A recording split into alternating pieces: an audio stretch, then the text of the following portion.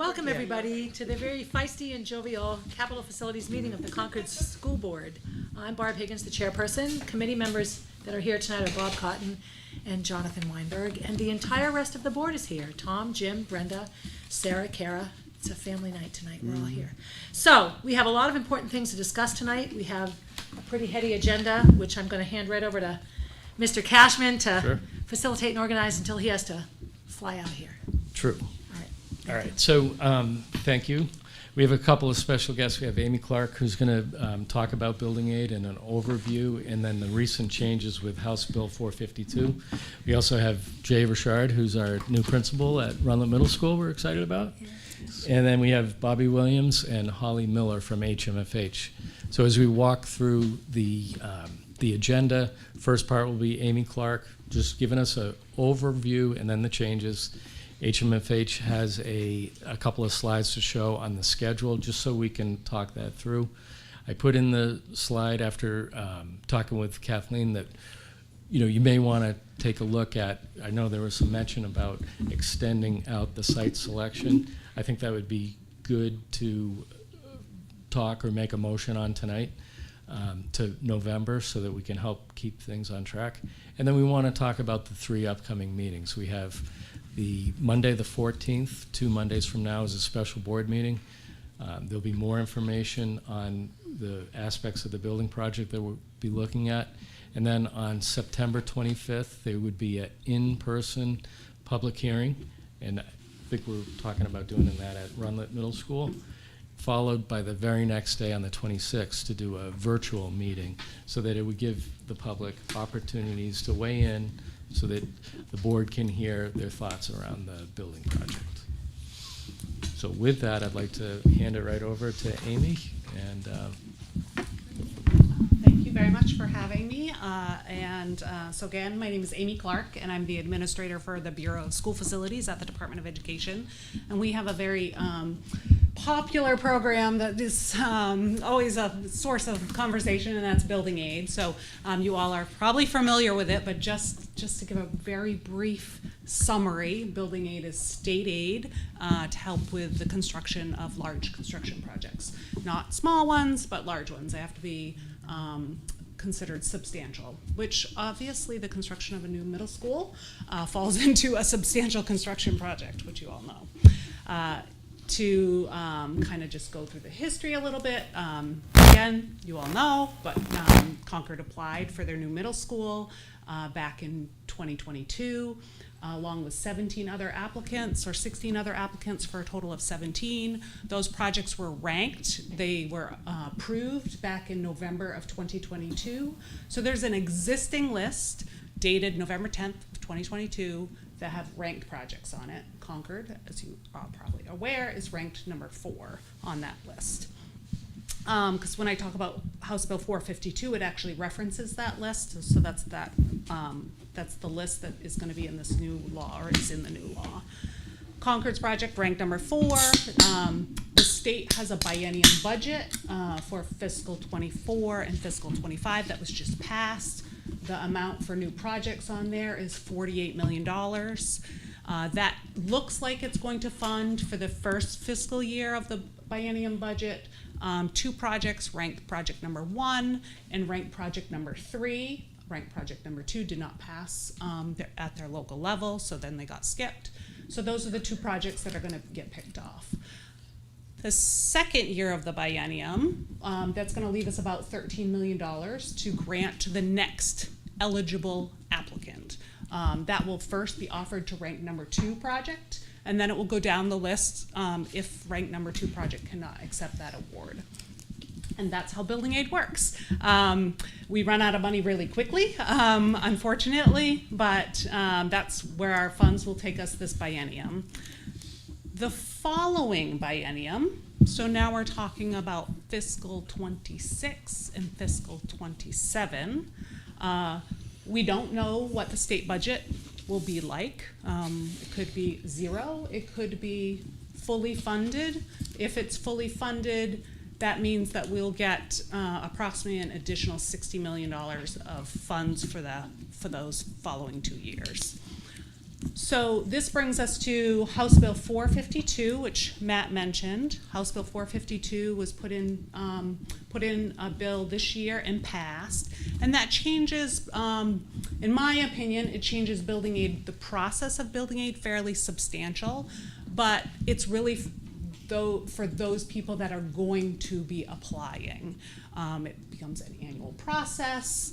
They have different deadlines and so forth. But what I think you all are interested in is those new applicants, how do they then compete with those people that are on the current list, that list of 17? And how that works is House Bill 452 simply says that those 17 on the list they take priority than any of the new applications coming in, with the exception of critical projects, which are going to be defined in the Department of Education's regulations, which have yet to be drafted. But an example of a potentially critical application would be something that doesn't meet code and is going to be shut down because it cannot be open for different reasons. It could be an earthquake, it could be all sorts of things, some things that we don't foresee. It's hard to tell because these are rules that are not yet drafted, but I don't anticipate that it's going to be anything other than very specific critical projects that would jump that list. But that's yet to be defined. That rulemaking process will start probably by the end of this year, go through the hearing, and it takes about a year for those rules to actually be developed. But what I think is important to note right now is House Bill 452 that has passed, is effective now, and it essentially says that list of 17 starts. Everybody else that applies goes below it.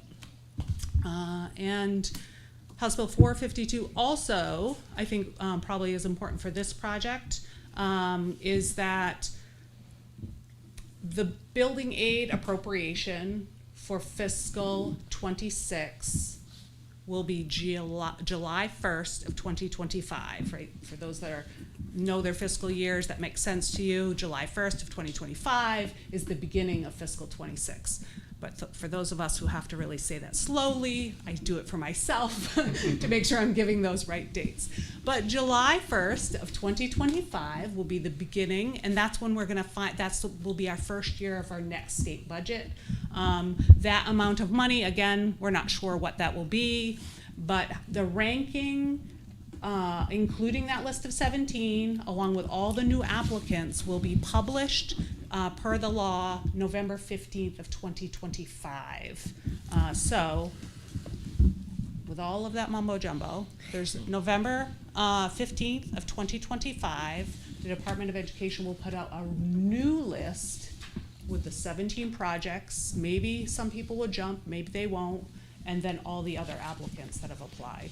And that will give you all an opportunity to know exactly how much your award is based on the appropriation that we'll potentially receive on July 1st of 2025. And I guess I'm just here to answer any questions that you might have about that process, if it makes sense or, And hi, thank you for coming. Sure. So HB 452, is that the name for the bill every year, or like in 2025 there will be a new bill that will help define building aid? There potentially could be, but House Bill 452 was just the introduction of it. That's a good question. That language amends existing law. The building aid law is actually under RSA 198.15. All that House Bill 2 does is amend that language. So pretty soon people will forget about the House Bill number and we won't even be talking about it anymore. We'll just be talking about the new law, which is RSA 198.15. Perfect. So theoretically then, even before July 1st, by May 2025, we'll know so how much theoretically could be for building aid, right? Well, technically, so the state budget gets proposed probably sometime in the beginning of 2025. There'll be lots of talk and discussion about where to put money, and we never are ever confident until that bill, our budget is signed into law, which will be July 1st, if we're lucky, July 1st of 2025. So theoretically, you'll hear things about building aid for sure, but we really never know. Building aid is definitely a hot topic, so I'd say July 1st of 2025 is when you'll actually know. Thank you. Yep. Hi. I have a couple questions. First of all, thank you. That was very clear and helpful. Questions about what is considered critical that's coming in the regulations. I'm curious when the proposed rules will come out. I know the process then goes through all of the steps, but when would be the first time we might see what the definition of critical would be? And then a follow-up question on that would be, do you think that it would be critical as considered by the Department of Education, or critical as maybe like a district may apply to say, hey, we think we are critical, we think we meet the definition of critical? Good question. I'm never sure what will actually be in the rules, but my best guess is the Department of Education will define what critical is. The important thing about building aid, because there are lots of applicants waiting to find out, there's not really a lot of time for discussion. It's either yes, you meet critical, or you don't meet critical. So, but to answer the first part of your question, I anticipate an initial proposal will be out sometime this fall.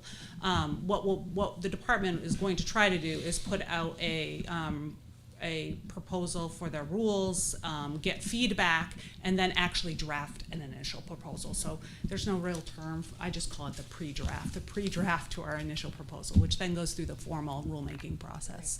And my goal is to have that done this fall, which probably means it'll be done early next year. Meaning the proposal. The actual adoption, that whole process takes about, could take about a year to do. Thank you. Yep, you're welcome. If I can ask a question. So $48 million are going to fund projects 1 and 3. And then you said the next thing would be $13 million that would be offered to project 2. If they turn that down, it would go next to the list, and we are project 4. Correct. That's $13 million, but that's less than what we had asked for. Correct. Yep. So, do we have to take that $13 million or go to the bottom of the list, or do we can say how do we work on that with regards to the fact that do we just have to take it or lose it? What's the status, or do we just go to? Great question. That is actually a very good question. And so the offer, let's say project number 2 does not accept the award, project 4 would get offered, that's you all. It would be a take it or leave it, meaning you could take it, but we couldn't pay you any more the following biennium. I know that wasn't specifically your question, but just to clarify. No, thank it'd be you. 13, and then the next biennium you wouldn't be owed any money, quote unquote. But if you decline it, because it's not a full award, you'll stay right on in that position of where you are on the list. So project 2 would be above you, then you all, and then it will trickle down. If you had been offered the full award, then it would be different. Okay, thank you very much for clarifying that. It's a good question. As a quick follow-up on that though, for number 2, let's say does 13 million represent their full award? So if they decline, are they bumped off the list, or do they still stay above us in priority? They would still, I think some of that will be further defined by rule. Okay. So the 13 would cover their full award. There would be leftover. I think their full award might be 9 million. So there would be an additional 4 million that would trickle down the list. That is not currently defined.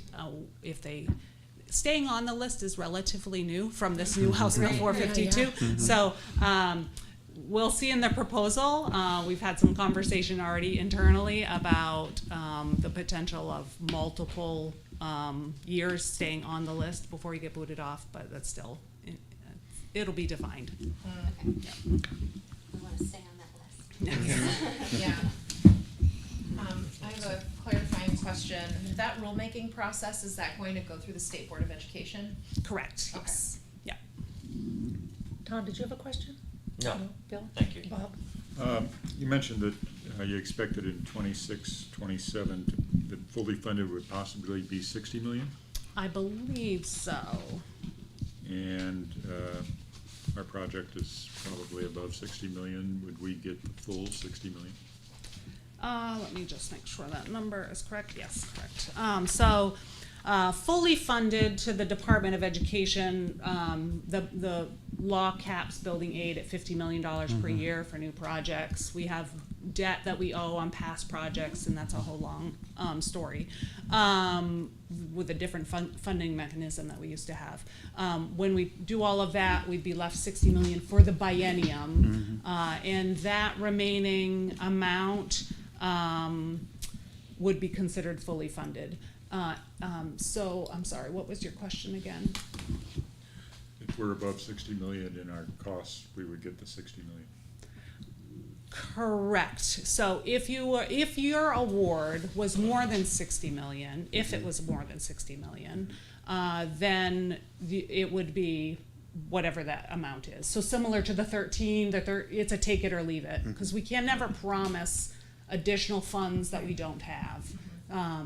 However, I guess I just want to caution you on when you're thinking about your award amount, Concord's building aid rate is currently 40%. That does get recalculated. I don't anticipate the numbers don't typically shift that much, but just the current rate is 40%. And that's on eligible project cost, not your total project cost. Right. So I actually don't anticipate the award for Concord would be more than 60 million. Okay, thank you. But then again, 2 years later, we have cost differences too, so. And for the 60 million, and this might be what HB 452 amended as well, does that include the tail, or does the tail come from different funding sources? No, so that tail is the obligated payments that we have on past projects. So when building aid, the law caps the maximum aid at 50 million per year, 100 million per the biennium. Where we get the 60 is the 100 million minus the tail, those obligated payments, plus the state has a bond payment that we have to pay that for building aid. That delta is 60 million. Welcome. Anyone else? Not that there seems to be too much left to ask. All right. So this might be a good time to turn it over to Bobby and Holly, and we can take a look at we had a meeting 2 Fridays ago, and so with Amy, and we talked about the schedule and House Bill 452 and how it affects the schedule that you had previously seen. So I'm going to give them the opportunity to kind of walk through this with you tonight and then ask any questions. Okay, we're passing out schedules that you can see if you want, but post it up on the screen. So we did want to focus tonight what we're calling the revised schedule. Now that there's been changes in when the funding is happening after talking with Amy, we've applied new dates. We're now targeting the next biennium cycle, which is 26-27. So first, just to show you where we are in this schedule, this is this dashed line showing we're at 8-2 right here in the middle of the site study. But I want to first focus on this construction line start date right here. So this is our understanding after talking with Amy that in November they're going to rank, and you're going to know you're going to be ranked, but building aid will first be available to the district starting in December. So that means if you're shovel ready by December, you can start your project and start getting reimbursed for it. So that's where we're starting this construction schedule now. Before we had originally anticipated that being in mid-July. We were following the same logic as the previous years, but again, those rules changed. So this shifted our schedule out 6 months in terms of when we can actually, the earliest date that we can start construction. So building back from there, all these months here, these are kind of a slightly elongated design schedule that takes us all the way back to the start here where I want to focus a little bit, which is the site study. We're doing some preliminary work right now. Holly's just going to give a little bit of an overview of all of that work we've been doing, so we can just kind of, so people understand what's going on. So the civil engineer has started their investigation of the broken ground site. Right now they're working on wetlands delineation, they're exploring historic resources and also endangered species. So that work has been started. We met with the city's development review team, was that 2 weeks ago now?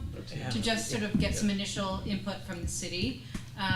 We're most interested in some information about utilities, so we need to understand the utilities that are in the area of broken ground.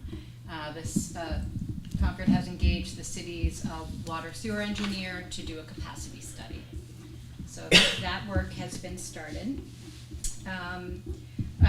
One of the next steps we're looking at bringing on a traffic engineer and getting somebody ready to start a traffic study when students come back to the school on August 30th.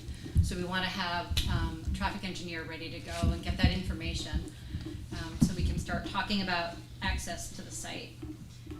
So we have started working on some siting options at the broken ground site that we're going to share with you, I think, in 2 weeks on the 14th. So we're looking forward to sharing some thoughts with you there, and then we can start developing some lists of pros and cons. So keeping right there in the center of the site study, you can see all the work that's happening in August. It's kind of our research phase. When we move into September, we're looking to work with the board and with this committee to further develop those options before the end of September, when we're looking to target those public hearings that Matt was just talking about. So we see the month of August as, fact finding and really starting to develop options, and then September working with everyone to come up with the most appropriate option. And then by the end of September, or then we move into October, and that's refining those options based on the feedback from the public and any further outreach we need to do in October. At the end of October, if you're ready to make a decision, we can make a decision. If not, we then have the whole month of November now, which is part of this kind of elongated schedule. So we really added an additional 2 months onto the site selection to make sure that we can exhaust everything and make sure that the broken ground site, if it works, is the most feasible, or if Runlet becomes the most feasible, that is the appropriate site. So, Quick question. Sure. The site information regarding Runlet Abbott Downing site, or is that still relevant, and does that need to be updated at all? I know you put together that information before, but that was Correct. a little while, and I just want to know that as we come into this decision and we go through that, would that need to be updated? I think there would be some updates to that. We're targeting a very sustainable school with a lot of high goals. So, the geothermal requirements and the amount of wells, doing some preliminary analysis of how big the well field might need to be. Definitely Runlet, being a smaller site, might have more challenges than a larger site like broken ground. But if we don't need the area, it might be perfectly. So I think there'll be some tweaking of that. Holly's been working on the footprint a lot and really trying to pare it down now that we're not partnering with the Y. Some of the square footage we saw, that was a little bit more of the gross square footage was the way the Y was connecting into it. So by being more efficient on that, we might have a smaller footprint, which also might fit better on the Runlet site and might provide more space for athletic fields. So I think there will be some information that we can update as part of this site selection. So we're not just focusing all on broken ground, but we are bringing them up so they're even. So when everyone gets to look at them, you're seeing apples to apples. And traffic information will be included in that, and the study with that associated. Correct. with it, too. We will do Thank that. you. Yes. Okay, thank you. That was my question, whether traffic would be updated as well. Yeah. So we'll put that forward to do traffic on both sides. Okay, thank you. Quick questions? So as we move into September and October, we also have, you can see the update program and community input. The update program, we're going to be working with the new principal again to really go over and make sure that all the spaces we have in, again, are the right spaces and the right fit. So we'll be just, bringing them up to speed and really helping to get the project to make sure everything's correct. And then we'll have those community inputs along that 3 months. Once we get past that, we're looking again to target that final site selection either end of October or sometime in November. And then from there, we would proposed to move right into schematic design. So that's when we really start to put pen on paper and develop the site, whatever site it is, develop the floor plan, and we're working for about 5 months to get to a cost estimate. That preliminary cost estimate really kind of is a point in time when you really start to see a little bit more detail in the drawing, so it's not just a cost per square foot. At that point in time as well, that's when we've been targeting to hire a construction manager.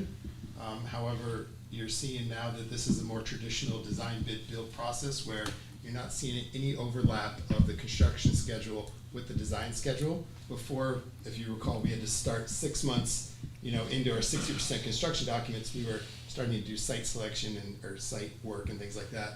In this schedule, it now allows us to do more traditional, so we can actually revisit the construction manager versus design bid build, and probably around March of 2024, we would like to make that decision on which delivery method we would go with. And we can give more background and more history.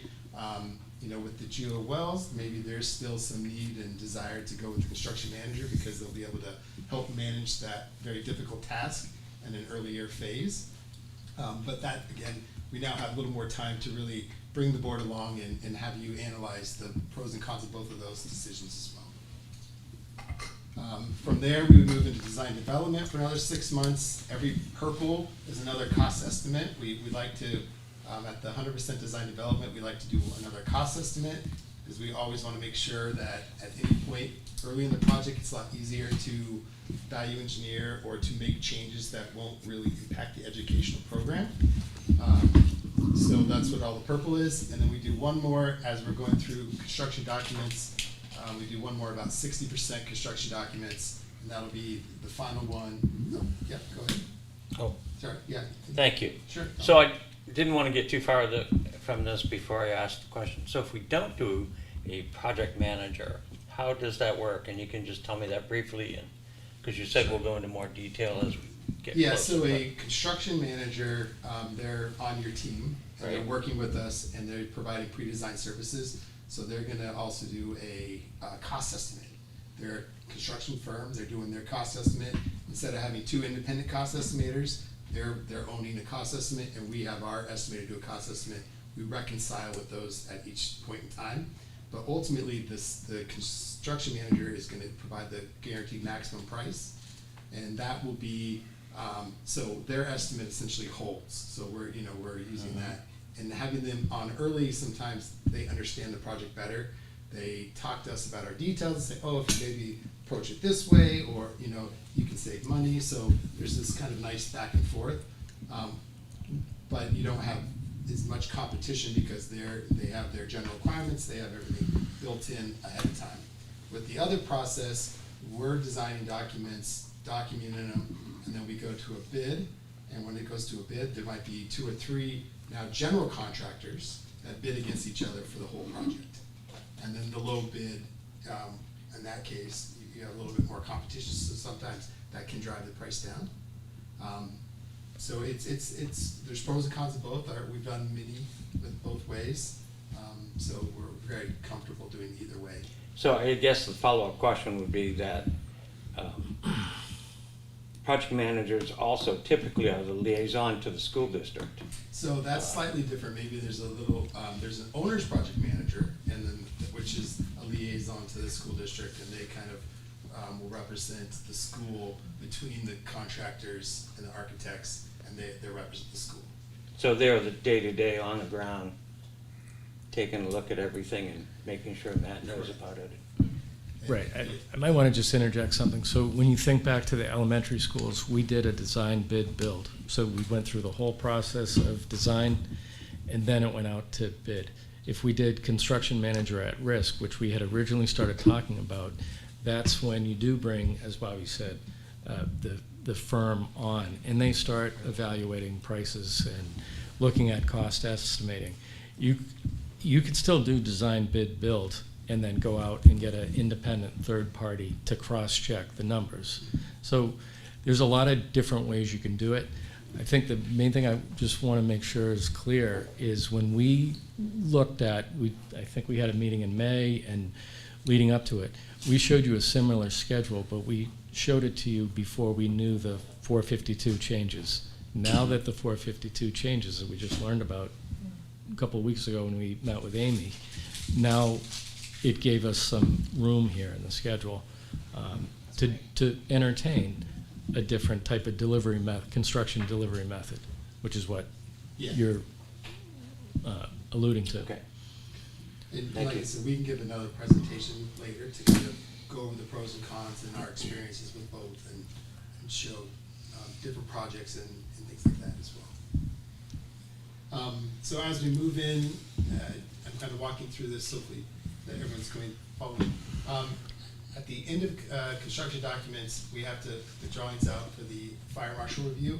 If you recall, that's one of the requirements to actually receive the funding. They can tell you you're gonna get the funding, but to receive the funding, one of the requirements said, state fire marshal review complete. So again, this schedule is nice now because we're able to, while we're putting the drawings out to bid, we're also sending them to the fire marshal review and giving them a longer window, a 2-month window, to review the drawings, approve them, give us the feedback, and then, we find out in November, and then December, the funding is ready, and we're hitting the ground running in December. So that's the target schedule that we're looking for. The one caveat that we just want to bring up here. Sorry. If you look at the screen, there's 2 green bars here. This is where, when we did the original cost estimates for the building aid, if you recall, we submitted back in 2022. So the original construction schedule was actually for the 24-25 building aid. The project completion was August of 26. So the cost estimate and everything was based on August of 26. We're now looking at August of 28, which is a 2-year delta.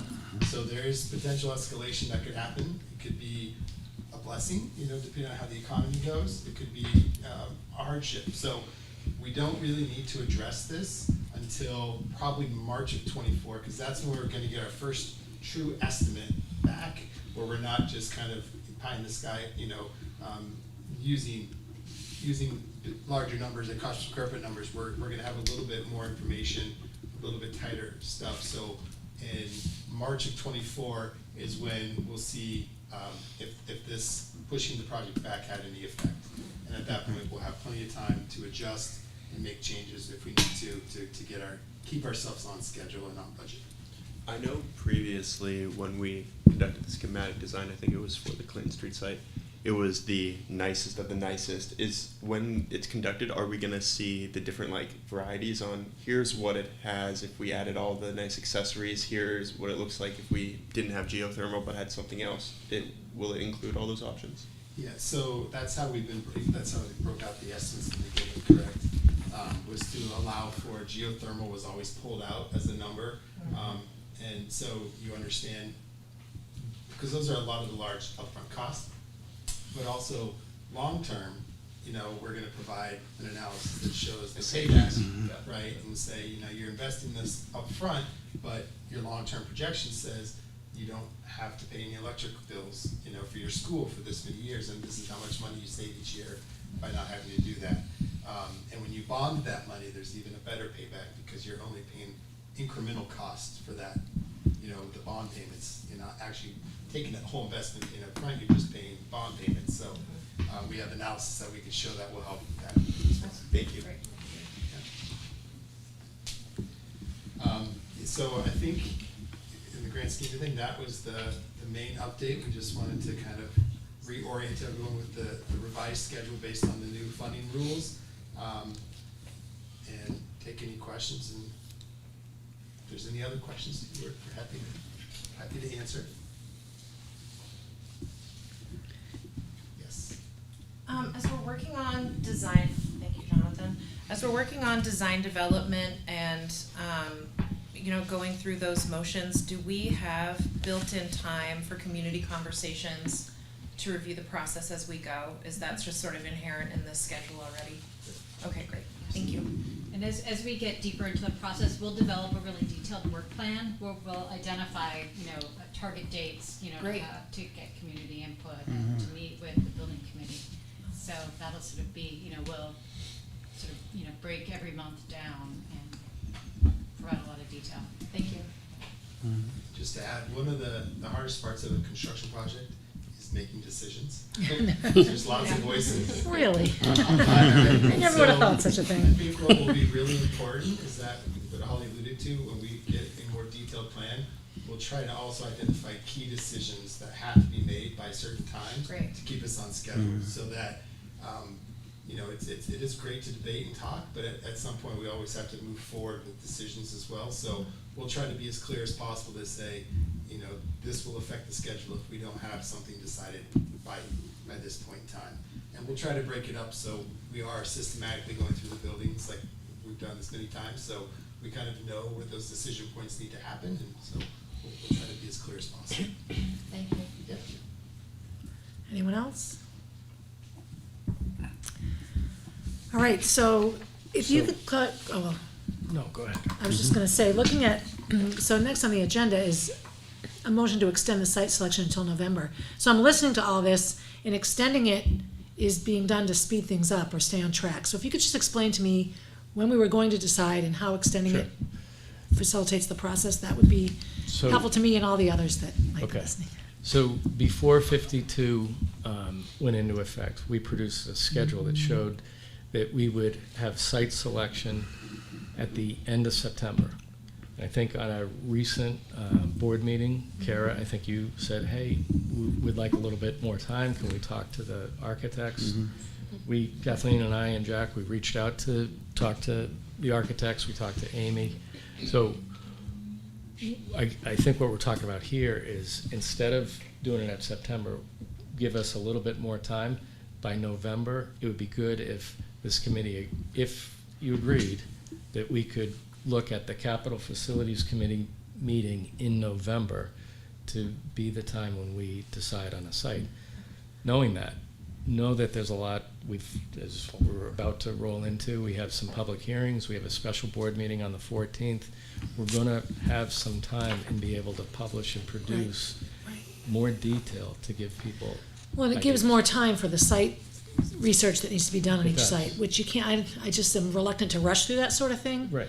Mostly because we have to answer to every taxpayer that's funding this project, so, okay, I saw a hand, you? So just to give proper credit, in addition to those reasons that it was pushed out to November, it was Kara's response at the last board meeting that said, I really think that we need to have more time for public input. And so I just, you know, I want people to know that that's on our minds when we go through this process. Right, we aren't sitting here making these decisions. Right. Thank you, Can I ask Tom. a quick question? Yep, So if Capital Facilities meeting on November, the decision would not be until the next full board would vote? Because you would Early have to have a full December. board vote on that? And that would be the Would. December. Correct, so we'd Okay, have a just getting similar timelines committee set. meeting, yes. Thank So you. when we develop that date in the, for the executive committee for the November date, then the thought would be early December, the first Monday, to take a vote on that. Okay. To have a special meeting. Matt, I have a question. Yeah, we could do that too. It's in particular, since we're talking about community input, I'm really concerned about community access to all of this.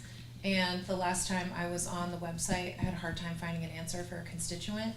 And so I think the website really does need a refresh. I mean, pretty much everything on there is just about Clinton Street still. And if it's a lot of information. And I don't know whose job it is to maintain the website for the district.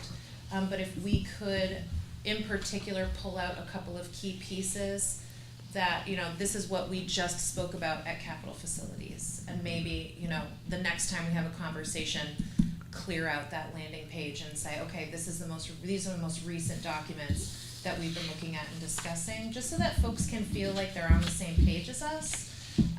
Because at where it stands right now, my constituents are like, I can't find any of the information I need to be able to be having a well-educated opinion about what's happening, so. Can I respond to that? Yes. A couple things. One, the information is on the website. I think part of the problem, we changed up the website a little bit, so it's a little bit more difficult. So I appreciate that comment. The second is Jack and I have been working with a marketing communication person because we know we have to have a specific website just for this project. Yeah, So no kidding. that's part of what we're doing, and also have a communication plan from point A, which is now, all the way through till the end of the project. So we've met with them, we've talked with them about the kinds of work that they can do to support us during this process. So, yeah, Thanks, Steph. great comments. Thank you. Can I add, just to show, we wanted to bring HFH, we were talking with Kathleen and Matt.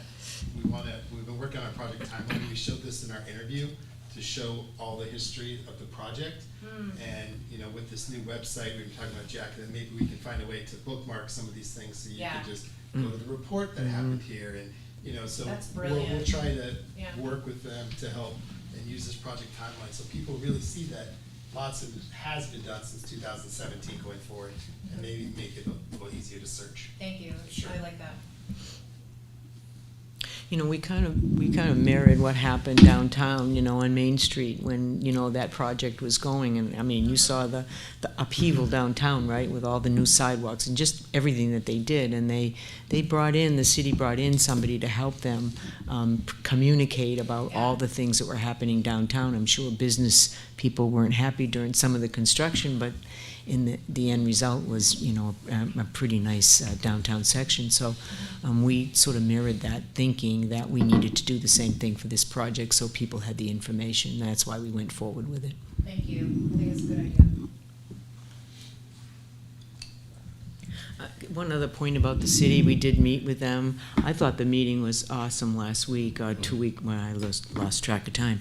But all of the participants, engineering office and the planning office, were all with us, and I thought there was a great exchange of information. And I just want to leave you with the idea that they were incredibly committed to helping in any way they could as city departments to be able to help us with this project. So I was very, very pleased at their willingness to jump up and support us, because they have a lot of very talented people that can be great advice to us also, as well as to our architect and engineers. All right, so we need to move to extend, we need to make a motion Yeah, I want to thank you guys for the presentation tonight, and I had the same concerns that Kara did in our last meeting, that we were kind of rushing into something very big. So I couldn't be more thrilled that we've got an extra couple of months. So with that in mind, I will make a motion that the Capital Facility Committee next consider the site selection at the November meeting. And in the meantime, we will be having some hearings and more information. Second. So moved by Bob, seconded by Jonathan. All those in favor? Well, is there any more discussion? Okay. All those in favor, please say aye. Aye. Any? Yeah, that's There's okay. only 3 of us. Yeah, it's just us. That I think we're all in. That is a move to recommend to the full board. Yeah. This Say that this again? should be a I recommendation. said, is that a movement to move to recommend Yeah. to the full board at the next Correct, meeting? yes, Right. That the Capital Facilities Committee will Thank be you. talking about it. Yeah. Just a Yes, right, clarification, right. We can't decide that ourselves. We need y'all's input, even though we're here. even though you're here. Follow the process, right? All right, so the motion passes, that's good. That eases my mind a little bit. It's easier to reassure people when we're not rushing through things, so. Okay, so, just upcoming meetings and Yep, then. just again, to talk about 2 Mondays from now. Next Monday, you have the school board meeting. The following is the special board meeting, where we'll have the architects come back and go a little deeper dive into the work that they're doing on the site. This would be a good meeting for public to come to, yeah. I would All of think. the meetings. Anyone, well, yeah, I understand, but I mean, we're talking about this. It's not like a board meeting where you're listening to 50 other things. Yeah, that's true, it's really Always. specific. Right, right. Yeah. When people see special board meeting, And they're all televised too, which is good, Yeah. so we'll try to highlight that. And then, again, on the 25th of September, on Monday, we'll do the public hearing We're hoping to get a good crowd out. We'll do a brief introduction of what the work that the architects have been doing, but we really want to open that up to the board to listen to what the public has to weigh in about that site. While it's fresh on the heels of that public meeting, we also want to, the following day, do a virtual meeting to make it accessible for everyone if people can't make it the day before, or they want to come in both meetings. That's an opportunity that we want to extend out. And where are we planning on having the public hearing here? So the 14th, August 14th would be here. We talked about, and we'll publish this, that the public hearing on the 25th of September would be at Runlet Middle School. And then we would do the virtual one here because we have all the Concord TV and Right. electronics to make that We just need to make sure there's nothing little going on at smoother. Rutland on Monday the, It's not, we checked the calendar, nice. so we're all set. So that's a Friday night? No, Am I looking at the wrong year? September. Oh, it's September. Yeah, Friday night. It's My gonna be like a social. apologies. I was thinking August. We're all gonna go out after. I'll do it, but I won't like it. So having it at Runlet, No Friday nights. will we be able to have that televised? Which one though? The Runlet September 25th. Yeah, didn't we have trouble there before? Well, we can't televise it live. What we do is, what we've done is record it, and then he That's puts fine. it I on the just wanna next make day. sure that we Right, have the we'll have it ability to- recorded, yes, To yes, post that. right. Yeah, And it'll be thank you. posted the next day. Yeah, yeah. He's very good about that. Yeah. Just keeping you all on your toes. Thank you, Tom. All right, so that looks like our agenda is complete. Is there anything else, Matt, before I see if there's anything else in there? Madam Chair, may I ask for a non-public with the board? She knows I love these. Yes, yes. I promise I will be brief, under 93A, 3, personnel matter. Okay, thank you. I'll make a motion to move into non-public pursuant to 91A:2AC. Is I'll there a get the right second? one for you. Okay. Who All those- seconded it? Sarah? Was that correct? It was close enough. Personnel matter. Thinking it's going into a non-public session of the Capital Facilities. Thank you. This is the Capital Facilities Thank you so much for being here. Thank you so much. IT stuff, Is it? for the, who does our IT Yeah, stuff? Okay, what do I need Bob, to- you know where I'm going Yeah, with this. I don't know whether we talked about personnel matters at Capital Facilities meetings. Thank you so much. But it's not public. It hasn't been publicized. Well, I'm asking the question as to whether we can do that, yeah, because we this is can go into non. non-public,